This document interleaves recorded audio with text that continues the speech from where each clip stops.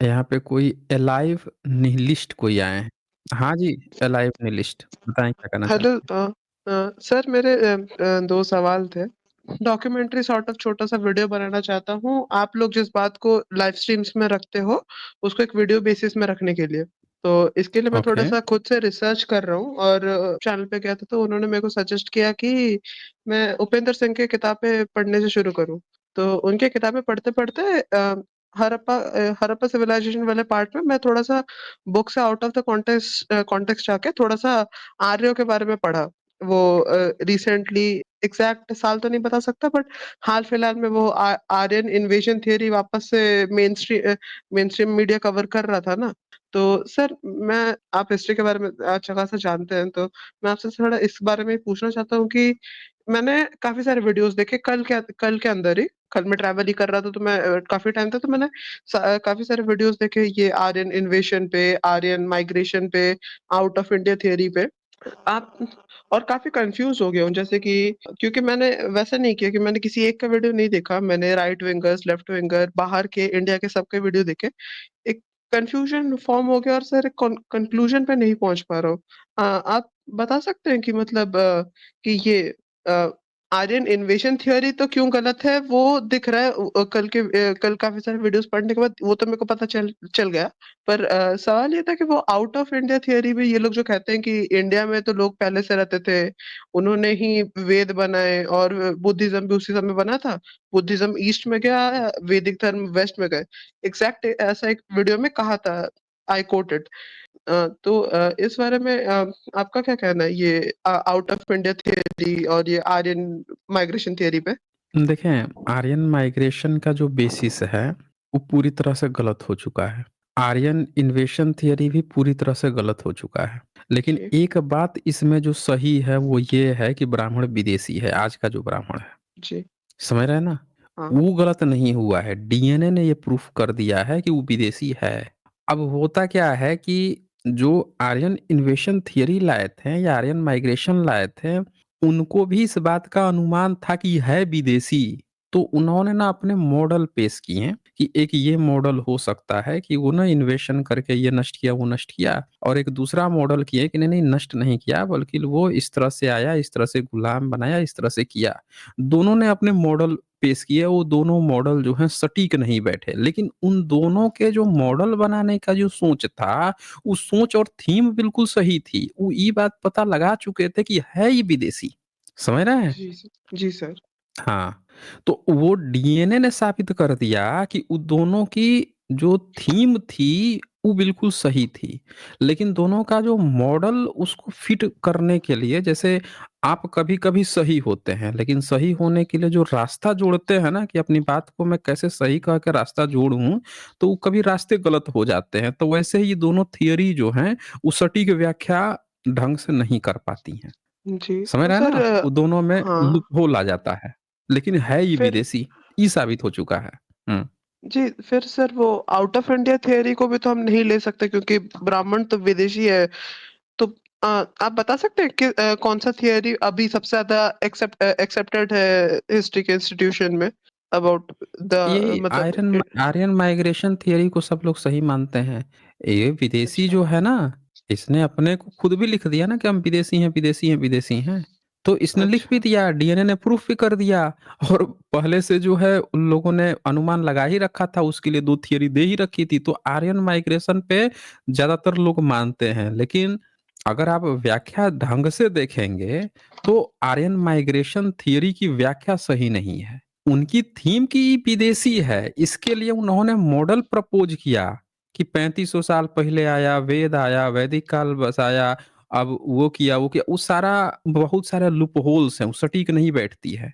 तो जी उसकी अब एक मतलब नई व्याख्या इनको लानी पड़ेगी कि ये विदेशी है, ये एकदम सही है। मतलब आप समझ रहे हैं, कभी-कभी आप क्या होता है ना कि आपको आंसर पता है कि इसका उत्तर तो यही होगा, लेकिन ये उत्तर है कैसे, ये बीच का जो प्रोसेस है, उस पे सब लोग कन्फ्यूज़ हैं। तो ये अभी मतलब वैसा है कि इसके ऊपर और काम किया जा सकता है, आर्यन माइग्रेशन थियरी जो है, उसके ऊपर और काम किया जा सकता है। ये दोनों बाकी आर्यन इन्वेजन और आउट ऑफ इंडिया थियरी ये दोनों करेक्ट नहीं है। देखें, ये सिर्फ़ इस बात की व्याख्या के लिए थी कि ये विदेशी है, समझ रहे हैं?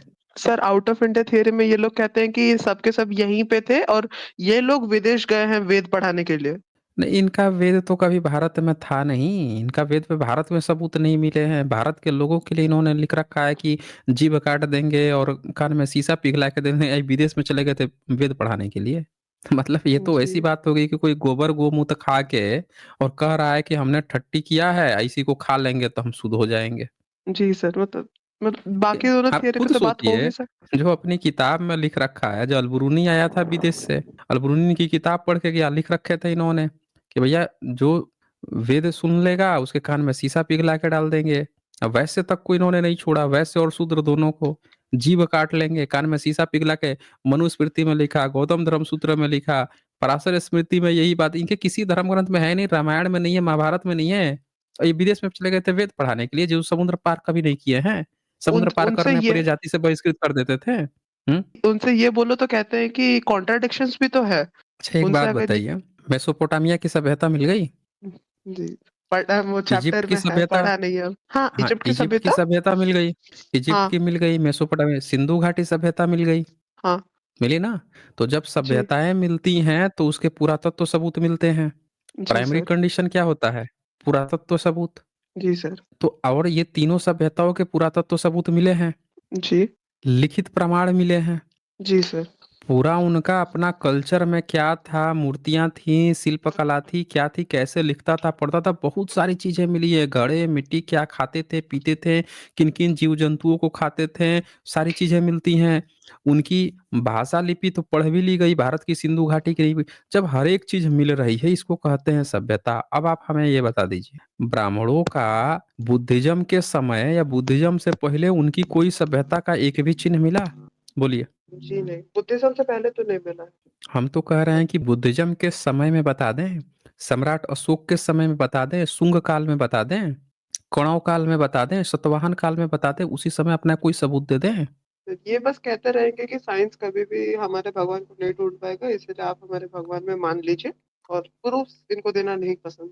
मतलब ये टट्टी करके खुद खा लेंगे और क्लेम कर देंगे कि खाने से हमारा लीवर सही हो गया, अपना ही मूत पीने से हमारी बीमारी ठीक हो जाती है। अब कहेंगे साइंस बस पता नहीं लगा पा रहा है। हम तो पीते हैं, हम तो ठीक हो जाते हैं भाई, बस साइंस ही नहीं पता लगा पा रहा है। तो आप मान लेंगे? नहीं सर, हम्म। एक अपार्ट फ्रॉम दिस एक सवाल था कि सर, ये टुन्नी लोगों से ऑफलाइन में कैसे मतलब झेला जाए। जैसे कि मैं अपना चीज बता रहा हूँ कि मेरे फ्रेंड ग्रुप में ऐसे घुस गए हैं दो तीन टुन्नी लोग, ठीक है, और मेरे व्यूज ऐसे होने के कारण काफी मजाक उड़ाते हैं मेरा, और आप मेरे को ऐसा समझ नहीं आता कीजिए, कि इनसे यहाँ ठीक। लाइव जोड़ दीजिए, लाइव यहाँ पे जोड़ दीजिए, उनको लेकर आइए, कहिए कि आप यहाँ लाइव जुड़िए, यहाँ पे जुड़कर बहस कर लेना। यहाँ पे जब जी पूरा सर। प्लेटफॉर्म तैयार करके सजा कर रखा गया है, 2500-3000, 3500 लोग यहाँ इंतजार करते रहते हैं, बैठे रहते हैं कि कोई टुन्नी आए, सबूत लेके आए, सबूत दिखाए। यहाँ दर्शक इंतजार करते हैं कि कोई तो टुन्नी लाल आके या सबूत तो दिखा दे एक बार। हर स्ट्रीम में लोग वेट करते हैं कि अरे एक तो टुन्नी आ जा, कोई तो भारत में पढ़ा लिखा टुन्नी होगा। ये सब गोबर गोमूत वाले ही हैं, बिना पढ़े लिखे अनपढ़। तो आपके पास अगर ऐसा कोई भी टुन्नी लाल है जिसको लगता है कि उसके पास सबूत है, उसको कहिए कि भैया जुड़ जाओ। वहां जुड़ के सबूत दिखाओगे, साबित कर दोगे तो आपको तो 10 लाख रुपए इनाम भी दिया जाएगा। सर 11वीं के बच्चे हैं हम लोगों का बात मतलब किस एंगल से सीरियसली लिया जा अच्छा, आप पाएगा। 11वीं के बच्चे हैं, कोई बात नहीं है, आप 11वीं के बच्चे हैं तो आप उनसे कहिए कि भैया जितनी भी जानकारी है वही सबूत दिखा दो। जितनी जानकारी है वही दिखा दो, इनाम भी मिल जाएगा आपको। नहीं तो और मेहनत करो, मेहनत करके लेके आना। मजाक वजाक क्या है भैया, जहाँ पे जो प्लेटफॉर्म बना हुआ है, जो चीज दे रहा है, जो जिस चीज का एक्सपर्टीज है, विद्वता वहां पे दिखाइए। भैया वो एक्सपर्ट है, उस पर बात करते हैं, तो जाके वहां पे अपना विद्वता दिखाइए, दिखा के आइए। कौन बनेगा करोड़पति में भैया, उसके पास बहुत पैसा है, करोड़ रुपए दे रहा है, ठीक है, तो वहां पे तो तुरंत पहुंच जाएंगे। तो यहाँ पे बुलाया जा रहा है कि भैया आ जाओ, 10 लाख रुपए की बात है, ले लो, ले लो ना, सर। सबूत दिखाओ, साबित कर दो, अपना थोड़ा सा काम करके आओ, पढ़ लिख के आओ, लेके जाओ, बस सबूत की तो बात है।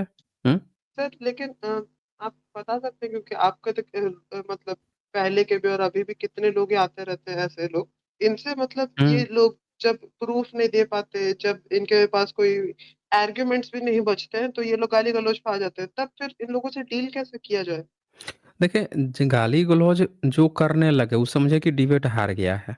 जैसे गाली-गलौज करे, वो समझिए कि डिबेट हार चुका है। जो ज़्यादा आके हँसे, समझिए बहुत दुखी है। नियम याद कर लीजिए। समझ रहे हैं ना? पहले डिबेट पता है कैसे होती थी? गले में माला पहना दी जाती थी, फूल माला। और फूल माला इंतज़ार किया जाता था कि डिबेट शुरू हो गया है। डिबेट तो कई-कई चलता था ना, लंबे समय तक चलता था, 7-7 दिन चलता था। अब जिसका माला जो है जल्दी मुरझाने लगता था, क्योंकि गर्म होगा, गुस्सा आएगा उसको, गुस्सा जो शांत रहेगा, अच्छे से जवाब दे रहा है, वो तो शांत है, जो गुस्सा आ रहा है, शरीर गर्म होगा तो टेम्परेचर पड़ेगा फूल पे तो जल्दी मुरझाएगा, पहचान हो जाती थी। तो ये गाली जैसे दे वो समझ लीजिए कि वो डिबेट हार चुका है, उसके पास कोई जवाब नहीं है। गाली मतलब डिबेट से भागना, आप तुरंत उस समय कह दीजिए डिबेट लॉस कर चुका है, भाग रहा है ये। भाग रहा है वो दरअसल, समझ रहे हैं ना? भगौड़ेपन की पहचान होती है गाली देना। और उसके बाद से हँसना, अगर उसके पास सबूत नहीं है तो ये दूसरी पहचान है, वो हँसेगा, बहुत दुखी हो चुका है कि अरे यार इसका तो हम आर्गुमेंट नहीं काट पा रहे हैं। वो हँसेगा या मज़ाक उड़ाने का प्रयास करेगा, वो समझिए कब उसका आर्गुमेंट खत्म हो चुका है। ये सब डिबेट की पहचान होती है। कभी-कभी जब आप फाइट देखते हैं, आपको पता नहीं चलेगा कि दोनों में से कौन जीत रहा है। लेकिन जो काउंट करने वाला होगा वो काउंट कर लेगा कौन पंच कहाँ-कहाँ पे किस तरह से मारा है और नंबर दे देगा, तुरंत पता चल जाएगा। समझ रहे हैं ना? डिबेट में सर केवल ऊँची बात कह देना, चिल्ला के बात कह देना, ये कह देना, वो कह देना से जीत नहीं होती है। वहाँ ये देखा जाता है कि इन प्रश्नों का इसके पास उत्तर था कि नहीं था? इन प्रश्नों का इसने कुछ बताया कि नहीं बताया, यू टर्न मार रहा था, भाग रहा था, क्या कर रहा था, सारी चीज़ें नोट की जाती है ना। तो ये चीज़ है।